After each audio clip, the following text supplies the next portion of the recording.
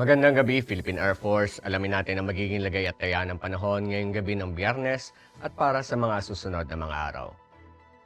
Sa kasalukuyan, patuloy pa rin nag-extend ang ating ridge ng high pressure area dito sa bahagi ng Northern Luzon. Indikasyon ito ng mainit na panahon at sahan pa rin natin ang bahagi hanggang sa maulap na kalangitan na may pulo-pulong pagulan, pagkidlat at pagkulog sa buong Kapulaan.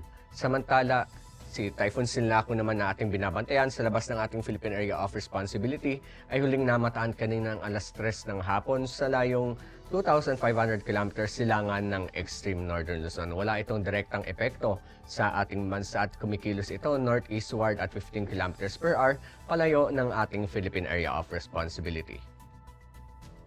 Para naman sa ating general area forecast, asahan natin na hanggang bukas makakaranas ang Metro Manila at ang buong Luzon, Visayas, at Mindanao ng bahagi hanggang sa maulap na kalangitan na may pulo-pulong pagulan, pagkidlat at pagkulog, dulot lamang ito ng mga localized thunderstorms. Para naman sa mga susunod na araw, sa mga piling lugar dito sa ating bansa, dito sa Metro Manila, Cavite, Lipa, Angeles, Puerto Princesa, Kalayaan Islands, Mactan, Zamboanga at Davao, asahan natin na sa darating na linggo hanggang Martes ang bahagya hanggang sa maulap na kalangitan na may pulo-pulong pagulan, pagkidlat at pagkulog.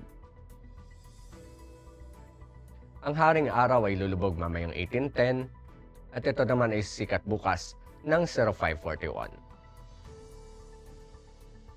Para sa ating moon illumination, 0% ngayon po ay ang ating new moon.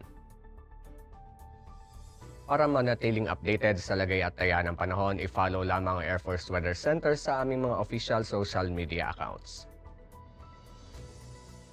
Yan lamang pong latest update mula sa ating lagay ng panahon. Sa ngalan ng aming commanding officer na si Colonel Alvin John Cuador, PAF GSC, ako po si Staff Sergeant John Altisa Cipuedes, Philippine Air Force, weather broadcaster ng Air Force Weather Center. Muli magandang gabi, Philippine Air Force.